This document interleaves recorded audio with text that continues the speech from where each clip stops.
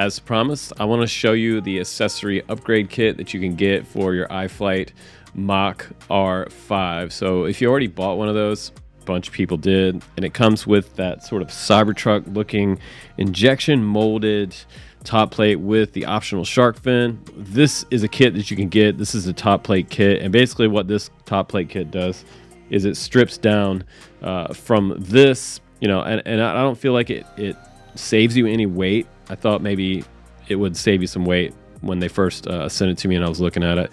But what I think it does is it strips everything down and maybe gives you a little more camera protection up front. We've got TPU up here underneath with about a 25-degree angle worth of tilt to start, and then all the way up to about 35 degrees here. It's a pretty lightweight FPV racing quad. So I think we should just go out and fly it real quick with the new sport top plate on here and see how it does. If I crash, who knows? Maybe that little diamond antenna is going to pop out back there. But it feels pretty snug. But I know with a hard hit, it would definitely come out. So yeah, that is my mini review of this sport top plate kit for iFlight's R5. I was glad to see this one come back for a new version. It's pretty cool. So without further ado, let's go ahead outside now and let's fly together like we always do. The R5 with a sport top plate kit. All right, guys, welcome to the field. Let's go ahead and let's do some flying.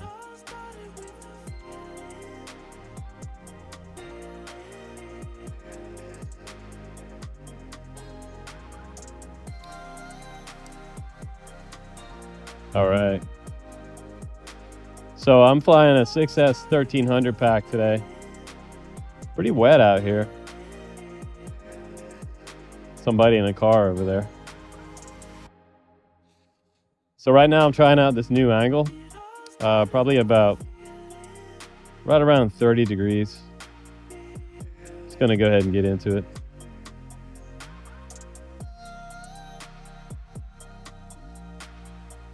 I also put my sticks on the screen so you guys can see like how much throttle I'm putting into this on the left-hand side.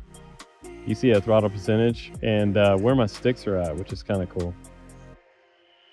I've never really used that in Betaflight, but for a review, it's kind of cool. Really nice yaw snap there. Let's go out to this big tree out here and let's just climb up to the top of that. Well, I'm like leaning into that. Do a dive. I mean, for freestyle, this thing's cool. You wouldn't put a GoPro on it. But for racing, this thing is just really locked. Back through those trees. I didn't have a lot of breakup. Let's go through there again. It's not too bad. There's a pretty thick evergreen right there.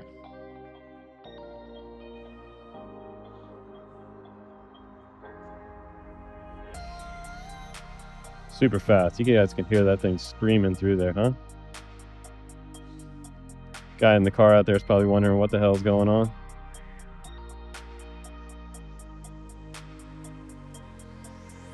Man, it's nice up there. I just want to get up there and cruise. We should run this VTX out to the end of the field. I'm running like 400 right now, but see how it does. I mean, and again, this is like that diamond antenna on the back, so it does all right. It's not a long range antenna by any means, but it gets me to the back of the field. It should on 400. That's pretty good. I don't hear the quad anymore. Let's come back over here for a little bit of flippy dippy. What do you guys think? So what do you guys think about this? Make some comments in the video. What do you guys think about this new Mach quad? R5.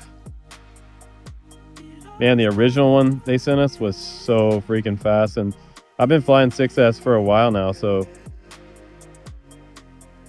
like I would say it doesn't feel really any faster than, yeah, it does. I was gonna say than my Nazgul quad, but yeah, it's faster than the Nazgul series. The tune is super nice too. Feels really flowy.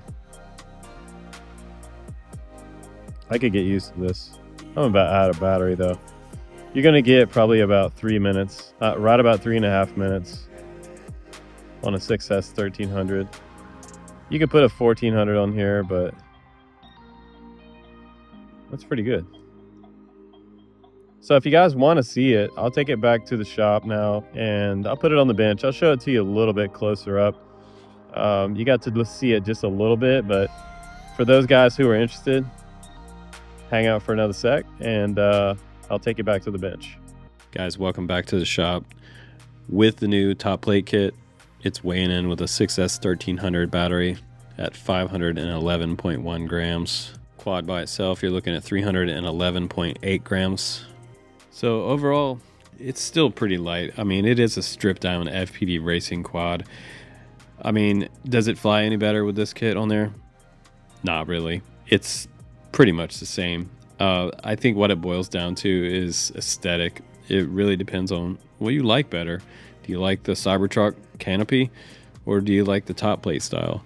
I tend to like the top plate style. I like this 4-bolt top plate release just because as someone who doesn't FPV race, I'm not having to get to this stack really quickly to replace a VTX or a broken component.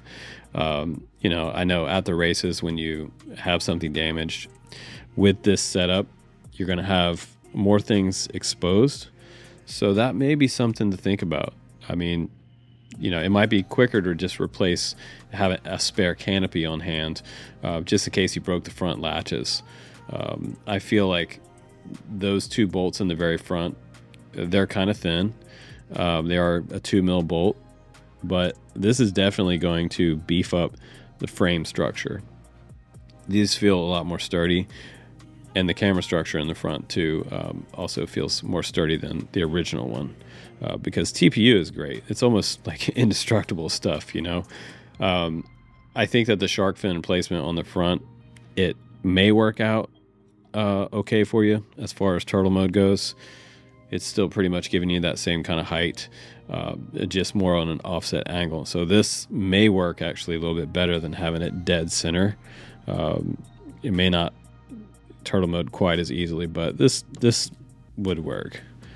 Now, my other kind of wonder about this frame kit versus the other one is the fact that this is now outside the canopy. This is a diamond antenna, you know, and it can be popped out of this pretty easily. I can move it with my hand right there. So that's something to think about. This could come off and you could possibly lose that if it got sheared off.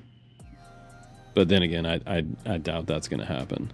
But it could come out and it could hit a prop and that will absolutely destroy it. So more so than losing it, you're probably going to destroy it at some point if it does pop out. You just want to take up all that slack in there, inside there if you can, so that it doesn't go very far. But it doesn't have very far to go before, you know, you have a prop strike. So that's yet to be determined.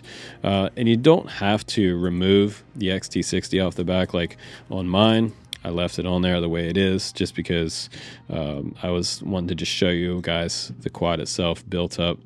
I didn't want to take apart the original design. But again, like no side plate protection here. So if you're brand new, I recommend using the covered canopy. And then later on, when you become more proficient, or if you just like the look of this one better, just get this kit and go with this.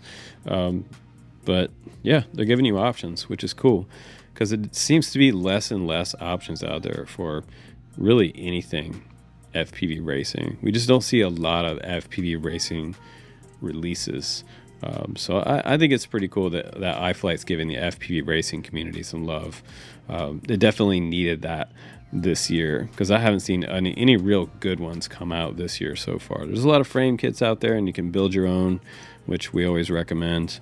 But if you just want to bind and fly and start practicing racing on your own and then join up with multi-GP, I suggest doing that. You know, build it or bind it. Either way, it doesn't matter to me, and I don't think any less of you if you decide to bind it and fly it. They've been on my channel for years, and it doesn't take away any of your street cred or you know, make you less cool than me or anybody else if you're flying a bind and fly. So need to get rid of that, because this hobby is all about having fun. And hopefully you had fun today watching this video and checking out a new quad. So yeah, the R5, it lives, you guys, and I'm gonna keep it this way for a while. Maybe we'll do some more flight videos on it. I appreciate you hanging out, and please do subscribe on the channel, because I'll bring you some more quality videos coming up. We got some cool stuff. Got some RC jets on the way, you guys. Should we FPV those? I saw someone recently did before I could get mine up in the air, and it was a pretty cool video. So I think I may do that with the ones that I have. But stay tuned, guys. More cool stuff coming up on the Drone Camps Experience. Take care, and I will see you on the next one.